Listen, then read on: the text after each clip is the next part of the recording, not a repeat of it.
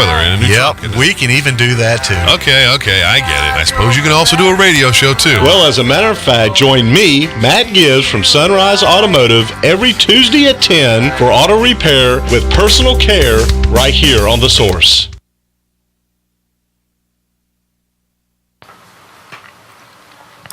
Auto repair with personal care. We know what we're talking about. Matt Gibbs and the guys over at Sunrise Automotive will treat you right. Will treat you right. Yes. Matt Gibbs is here from Sunrise Automotive, the place I go to get my car fixed, and also Crossroad Auto Sales, which is in the same place, which is where I go to buy a car, which I don't like doing a whole lot of, but maybe you do. Although it is good to have a car. Good morning, Matt. How you doing? Good. How are you, Larry? Good. Maybe I would like to be one of those guys. Maybe I should do that. Buy a car every year. Yeah, be one of those guys who just says, okay, it's been a year. Just keep doing it. Come on, brother. And then it'll always be a year old. Or a year older. A year older. Yeah. So what's the newest car you have right now? Good morning, Matt. Good morning, Larry. How you doing? What's the newest car that I have? Yeah, right now, what's the newest car you have? Like, the newest as far as, like, I just bought a new car or we're getting a new car ready? No, the newest, like in year. Like if. Well, I got a 2009 Nissan Altima with this really nice car. Nissan's got a good reputation, doesn't it? They do. And do you like them? I do. A lot of people like them, the Rogues and the Muranos and the Altimas. And I don't know that family. It's a Nissan type of family. We just got in a 2007 Ford Expedition. 2007. That's a big one, isn't it? Expedition. Yeah, it is. It's nice. And the 2007 Lincoln MKZ with 55,000 miles. Do you know what I saw a guy pulling the other day? He had a regular car, a small car, with a trailer. And I was thinking about what you've told me about hooking trailers up to small vehicles. It's not a good idea. And what was on the trailer was a huge stump of a tree. I mean, it was huge. I mean, I could probably lay across it. Oh, wow. That's how big it was. That has to be a huge stump. Yeah. I don't know if they're going to make it into a table or what they were going to do. Yeah, they're probably going to do something like that. That's pretty good. But I'm guessing that thing must have weighed a lot. It probably did. Isn't that fan distracting? Does it feel good? No, it's not distracting at all. Can you hear it? No, I can't hear it. It sounds like wind. Doesn't it? Oh, by the way, you know what I did with my, we have some car questions for you, but I put my little thing on to play sounds of my phone, to play sounds of an owl. Oh. And I put it in my bedroom window, and owls were outside my window. They were going, whoo, whoo. Door is open, can hear background. No, Dan, I know that. Robin, can you close the door? We can hear the background. Thank you, Dan. All right. It's the fan in the room. I knew the fan was going to make noise. You want me to turn it off? Yeah, maybe the fan should be off. Thank you. Yeah, it's a little bit loud. Yeah, now it sounds better, right? It's much more quieter. Do you know what it sounded like? It sounded like when you would play a cassette and you could hear that in the background. Yeah. That's what it sounded like. I didn't want people to think we were playing an old cassette for your show. But I don't even know if I don't even know if I have a cassette anymore. So I went to my son and I had him give me lessons on how to use my phone to call Uber when I'm in New York. Okay. So now I know how to do that, I think. Yeah. I might need to call you. That's right. You're going to be going to New York when? Well, 2 weeks from today, you won't be sitting here with me. You'll be sitting here with Dan. Oh, okay. So the Sunday before that. So a week from Sunday, I guess. The day after Light Up Ocala. The day after Light Up But I don't have to drive at all. Everything's train or plane. Or Uber. Or Uber, but not me behind the wheel on an Uber. Did you know in New York they have an Uber copter, by the way? You can go to Uber and say, I need a chopper, whatever you call it. And I don't know, they just find you, I guess, and they land and come pick you up. I guess you got to be at a helicopter port or something. Wow, that's pretty cool right there. It is, yeah. I I wonder how much that costs. Oh, it's got to be a fortune. They have in like New York. They have like around here. They have Uber X and Uber XL for the extra large people, and then in New York they have so many more choices like Uber limousine. You can have a limo come pick you up. Of course, you got to pay for it. But have you ever thought about doing that, like being a limo driver? I was a limo driver. Were you? Yeah. For what? A day. For who? My daughter. That makes sense. Actually, I did it.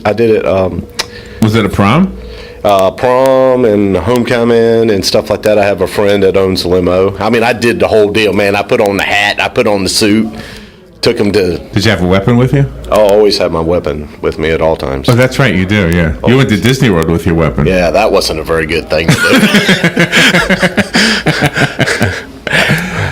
I didn't mean to. That was actually an accident. When you have it with you all the time, you just don't think about it. So yeah, I was there, and I told my wife, I said, I can't go through that metal detector right there. And it was kind of awkward because we took a bus over from the hotel kind of thing, and so I just went and told them that I had a weapon with me, and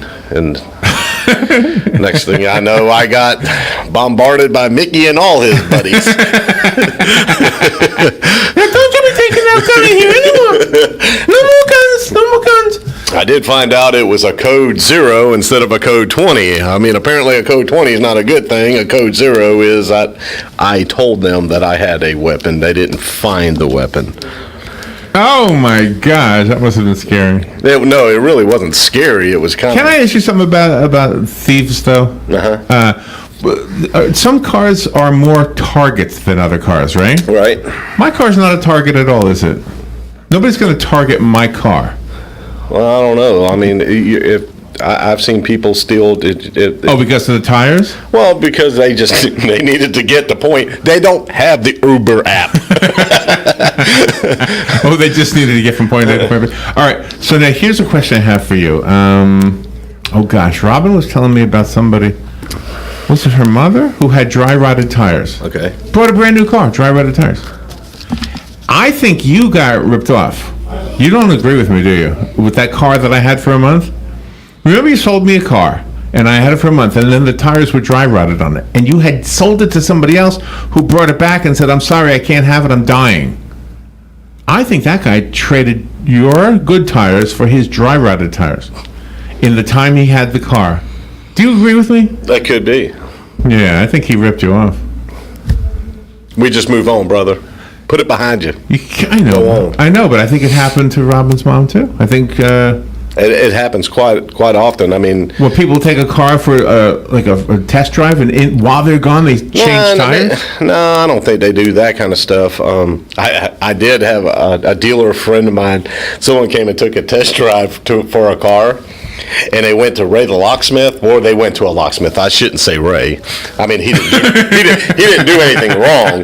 I mean, the customer walked in and said, "Can I have a key made?" And then later that night, just helped himself to the car. They did? Yeah. They did that to you? No, they did it to another guy that owned the dealership. So now, is there precautions against that? Well, I mean, a lot of the keys, I mean, if they're gonna, like, if someone wants to test drive a car and go get a key made, a lot of those keys today are, they're a couple $100 because they're chipped and programmed, and so, but still, I mean, you can get a nice car for $200. You know what I'm saying? It might be worth your while. You know what I'm saying? But I don't advise people stealing cars from us. No, because you got a weapon. No, because I'll find that car. Oh, good. Do you still have a thing on my car so you can find my car? Yes. So good. So I like that. Like on this new phone I got, everything's like Google says to me, do you want us to follow you everywhere you go? I said, yeah, sure, why not? I mean, because if somebody steals the phone, at least I'll know where it is. Yeah. Right? Yeah. I'm not going to do anything wrong. I mean, where am I going to go that they care about? I'm not going to go to Putin's house or anything like that. Make deals. Have you ever driven in a country where you have to drive on the left side of the road? Yes. Is that weird? Yes. Matter of fact, it was. It took my brain a little bit to. Did it almost cause a problem? I could have. No, I think Where I were did you? okay. We England? were in Caribbean. In the Caribbean, Yeah, okay. and some of the islands are British Right, Virgin right, Islands, right. and so therefore you. How did that happen? How did it happen that the world couldn't agree on that? Just one. If there's a way to disagree, there's a way for us. I don't know, but I guarantee you in about 10 seconds we'll probably get a phone call and someone's going to tell us exactly why over in Europe they drive on the left side of the road. Because I don't really know. So here's a question I have. There's a tunnel that goes underneath the English Channel, right? Okay. Okay. In France, they drive on the right side of the road. In England, they drive on the left side of the road. How do they get from England to France and shift over? There's this big sign that says everybody merge. So there's this huge highway, and everybody goes like this. I'm sorry you're on the radio, so you couldn't see my. Well, you got a video going right now. my lane change. Oh my gosh! Good morning. You're on the air with Matt. Yeah, the channel under the English tunnel is not for cars, it's for trains. You can't drive under that? There's no cars in the English? There's no cars in that tunnel. It's just passenger trains. I never knew that. All right, thank you. Well, there's part of why now we need someone to call and tell us why that they drive on the wrong side of the road over there. Well, what was first, us or them? Who had the car first? Didn't we? Wasn't Henry Ford an American? Or did it start with the horse and carriage thing? What side of the road did we drive on with the horse and carriage? In the middle of the road. Good morning, you're on the air. Good morning. The channel story is incomplete.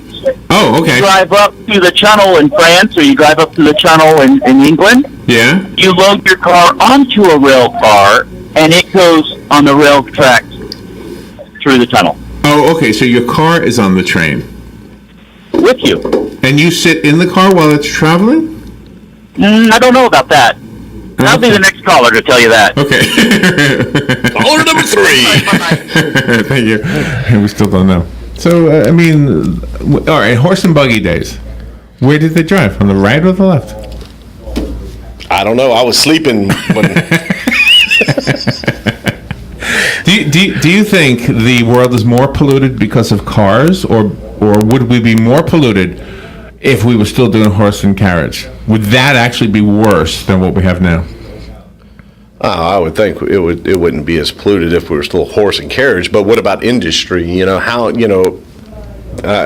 understand that cars do put out a lot of emissions, but what about industry and factories and stuff like that? So, and the way that the cars are becoming so much more environmentally safe, not just on the alternative fuel side or the hybrid side, but just in our cars that we drive, like your car, it's so much cleaner than cars, up until 1980 and a half. Want to take a break? I think we need to. We need to take a break. All right, the phone lines are open if you want to ask a question. Matt's here to answer your question. We'll be right back. Join us at the 36th Annual Downtown Festival and Art Show, November 11th and 12th in beautiful downtown Gainesville for a weekend full of art, music, and culture. Explore a stunning collection of artwork by 240 artists and marvel at world-class paintings, vivid photography, unique sculpture, dazzling jewelry, and so much more. Enjoy continuous entertainment on 4 stages all weekend, including a downtown blues concert on Friday night. And bring the kids for free art activities at the Children's Imagination Station. For more information, call 352-334-ARTS or visit GainesvilleDowntownArtFest.org.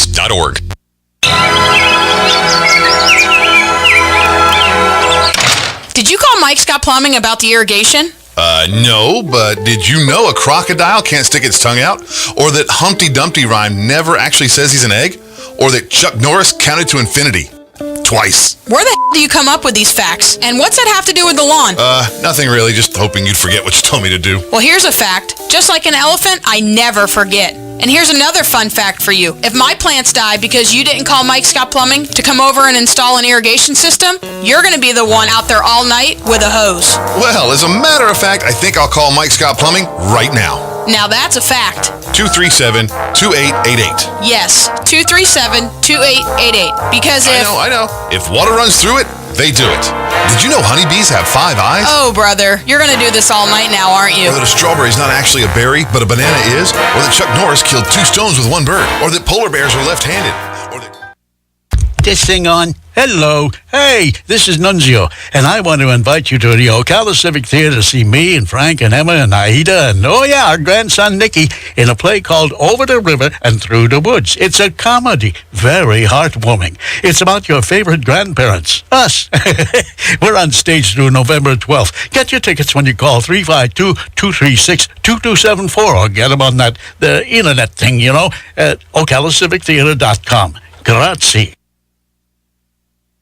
So here we are. It's kind of hard to keep going with that conversation.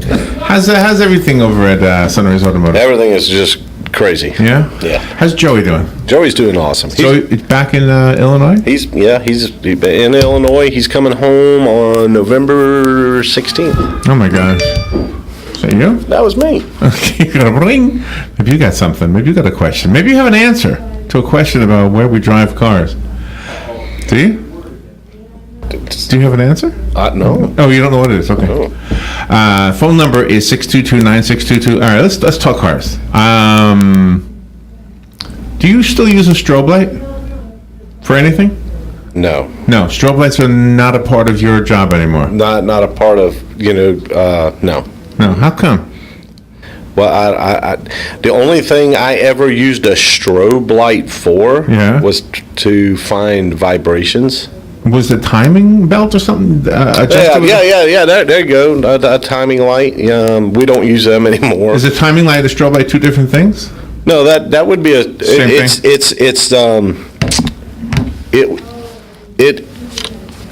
It is a strobe light, but it fires. It turns on based on when that cylinder. And that's not necessary anymore, huh? No, it's really not. Because we don't have distributors anymore. So we do every once in a while. I'll use it for doing a couple tests, and I'll actually use it to check coils and spark plug wires and stuff, but not in what it was designed to be used for. So somebody from my era comes in and says, I need a tune-up. Okay. What do you say to them? Well, number one, I ask questions. Why do you need a tune-up? It's just running rough, let's say. Okay, so then if you just say it's running rough, that leads me down a path. Okay. And because most of the cars today, when you say tune-up, okay, so I'm going to ask you this question. When you say tune-up, what is the first thing that pops into your head? Okay. Well, when I was a kid, I bought these tune-up kits. Okay. And I really didn't know what I was doing, but I would always be under the guidance of somebody who did, like my father or my brothers, somebody. And just putting these pieces in and... But what is the main piece to you for a tune-up? The spark plugs. Okay. So that's 90% of the people we talk to. They come in, they want a tune-up. So they're thinking spark plugs. Right, okay. And back in the day, you had points and condensers. That stuff, yeah. Rotors, caps, wires, that kind of stuff. So, but here's the deal. The newer cars today, the spark plugs last for 100,000 miles. Okay? I did a tune-up, what you would consider a tune-up, on a car that had over 200,000 miles on it. Wow. And had the original spark plugs. Wow. So, if you come to me and say, I want a tune-up, my instant response is why? Well, it's running rough. Okay, now, let's find out why it's running rough. Okay. It could be a vacuum. It could have a broken vacuum line. Could be why it's running rough. So if someone comes in and says, I want a tune-up, I start asking the questions and hearing the answers. And a lot of times what we find out, it has nothing to do with a tune-up. I don't, for me personally, owning this shop, there is no such thing as a tune-up anymore. There is no such thing as the tune-up that you grew up understanding what it meant to tune up your engine. Right. That doesn't exist. But if I came in with the 1970 Nova, wouldn't you still need to do a tune-up? No. Oh, really? Why do you need a tune-up? Oh, so that car doesn't use a tune-up? Yeah, it does. It does. But I still want to ask the questions, because what happens is I'm just getting all sorts of things happening over here. But I still want to know what the. Oh, I see. Okay. I want to know what the problem is. Us as consumers, diagnosing the problem doesn't really tell you anything. If I say it needs a tune-up, that means I made a diagnosis that might not be right. Okay, exactly. Gotcha. And do you? I'll tune it up, but I might not fix your problem. Okay. I'd rather fix your problem than sell you a tune-up. Oh, okay. Does that make sense? Yeah, absolutely. Yeah, that could be an easy, innocent mistake, though. I don't think that's being a know-it-all. I think you just think that. Well, yeah, because that's what we're especially trained. if you're old enough to have been told that. Yeah. And that's what we're trained to think. You know. I would never do it myself anymore, though. I wouldn't. Well, there's some cars out here today that you don't want to do. You don't want to put spark plugs in some of these cars. Really? But okay, you say spark plugs last 100,000 miles, but oil changes don't. No. Those are absolutely a must. So we have people come in and ask, can I get my oil changed? Yeah, we can do that. Or I like to educate people and say, let's service your car. That's what I should say. I want my car serviced. Because when you say oil change, that means something. You're saying something to me. It's a different language in your world, right? And I want to service it. I don't want to just change your oil. I want to service it. But that's you. A lot of garages might say, "Okay, no problem." Right, and here you go, and here's the list of things that you need. But I didn't want a list of things I need. I just came in for an oil change. I want to service your car. I want to have the relationship and the trust built that if I say to you, Larry, listen, we went ahead and serviced your car, and we found your serpentine belt starting to crack. Oh my gosh! Next time you get an oil change, plan on replacing your serpentine belt. I would do it right then. Is that an expensive thing? It's not that expensive, but it's. And I don't know if you're acting like your serpentine belt is cracked. You know, I'm just saying. I'd rather teach my guys. I'd rather teach my customers. Right. Look at stuff over. You know, and whether you ask for an oil change or ask to get the car serviced, we are going to check the air pressure in your tires. We are going to check all your fluids. We are going to check to make sure your windshield wipers wipe. We're going to check that all your bulbs are working. We're going to check those things. Now, if I go into you and say, hey, you got a brake light out, and you tell me, I don't care, just change my oil, that's exactly what I'm going to do. Oh, yeah, right. So I would never say that to you. I think the brake light should be fixed. We have a phone call. Good morning. You're on the air with Matt. Yeah, say, Matt, have you ever tuned up an all-electric car, and what would that all involve? An all-electric car? Would you tune up an all-electric car? If it's all electric, I wouldn't see. I wouldn't. There is no tune-up anymore. Even in the gasoline engine cars and stuff, there is no tune. So I wouldn't know what to do other than what needs to be done. I'd look at the manufacturer and see what they are saying to do at certain times and mileage, and I'd look at that information, and then I'd base my judgment on that. And what have you done? Have you done this battery dephase, or have you checked the wheel bearing? It just I don't know until we get in that situation and say, what's the problem here? Well, I have no problems. I just want these things serviced. What things do you want serviced? And we look at those things and we just go accordingly. Do electric cars have spark plugs? No, why not electric? Like a Tesla? No, there's no spark plugs. There's no exhaust. But I think a lot of people are kind of like me. Just I don't know. Yeah, it's all electric. This is your motor. world, so in your world it's like kindergarten stuff. But for us, it's like who knows? I don't know what's in there. And it's like diesels. By the way, we owe Philip a pound cake. A pound cake. Oh yeah. Yeah. Why? Because he took a screw out of my tire. Did I tell you that? Yeah, he did. It didn't even go through the tire. I couldn't even get a plug out of the deal. Oh my gosh. The reason we go to you, Matt, is because we trust you. You happen to be fun on the radio, though. But other than that, it's just we trust you. We trust everybody over there. You got such a great staff. And you got a great guy who did a song for you here. What's this guy's name? John Green. John Green. He's getting married soon. Is he really? Yeah, December 30th. He's going to write a song for his wedding? I don't know if he'll do that or not. But he's a talented young man, let me tell you. Go to see Matt if you need your car fixed. If you need a new car, Matt can set you up with a new car. Crossroad Auto Sales and Sunrise Automotive are both at the same place, 1800 Northwest 10th Street. Give them a call, 690-1993. Thank you, Matt. Thank you, Larry. Let me push a button, and then we'll say goodbye. I'm gone. Broadcasting from the Paddock Mall Studios, this is WOCA, Ocala, Gainesville, The Villages, 1370 AM, 96.3 FM. Fox News Radio, I'm Chris Foster. There's an investigation into why the Air Force neglected to report the Texas church shooter's domestic violence record to the FBI as required. That lapse allowed Devin Patrick Kelly to pass a background check for gun purchases. Air Force Secretary Heather Wilson